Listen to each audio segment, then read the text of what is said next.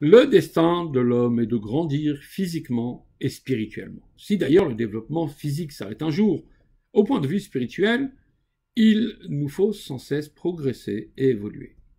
Maïmonide décrit dans le 6e chapitre des lois du temple la topographie du monde du temple. Le Beth Amikdash fut construit sur le flanc d'une montagne, Har HaMoria. Il fallait par conséquent gravir différents degrés et traverser de nouveaux espaces avant d'avoir accès au sanctuaire. Il est néanmoins évident que la configuration physique du terrain n'était que le reflet de son aspect spirituel.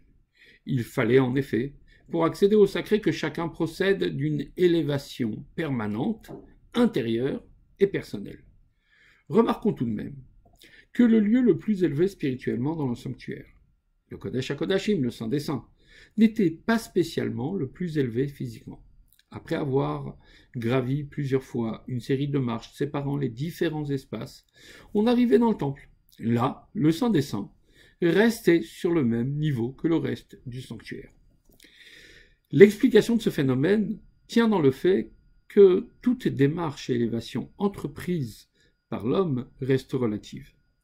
Le Saint des Saints, lieu de la manifestation du divin, ne sera jamais accessible aux humains que nous sommes, aussi extraordinaires que seraient nos efforts.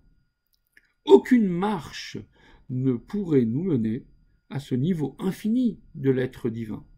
Seule une invitation venant de Dieu peut mener l'homme intègre, c'est-à-dire celui qui a fait l'effort de grimper autant que possible, à rencontrer Dieu dans l'intimité du Saint des Saints.